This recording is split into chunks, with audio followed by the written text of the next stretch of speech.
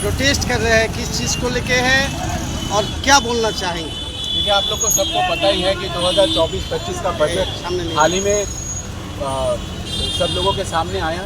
पर इस बजट में हमने देखा है कि सरकार ने अपनी कुर्सी बचाने के लिए किस हद तक गंदगी के तरफ जा सकता है उस हद तक गया है।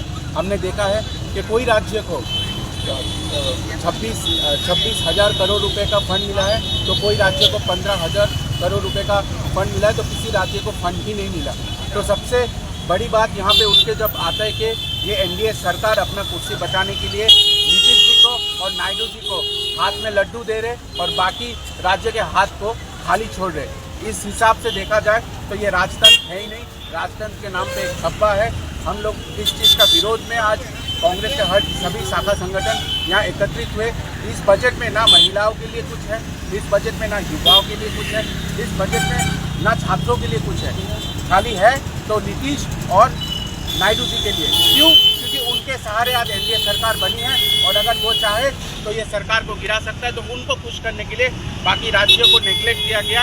इस विरोध में हम आज यहाँ पे खड़े हैं और सबसे इम्पोर्टेंट बात, जो मिडिल क्लास है उन मिडिल क्लास को ख़त्म कर देने का एक षड्यंत्र रखा है इस बजट से, जहाँ पे आज के डेट में ये देखा गया कि कोई अगर 3 लाख रुपए का भी कमाई उसका सालाना होता है तो उस पर भी उसको आज टैक्स देना पड़ेगा। इस हिसाब से वो मिडिल क्लास का जो पैरामीटर है उस चीज़ को ही ख़त्म कर देना चाहता है भारत राज्य से। और देखा गया है कि एक मध्यवित्त घर का लड़का जब बाइक खरीदता है तो उसको 18% से 23% तक टैक्स देना पड़ता है, पर एक कॉर्पोरेट जब हेलीकॉप्टर खरीदता है तो उसको खाली 5% टैक्स देना पड़ता है।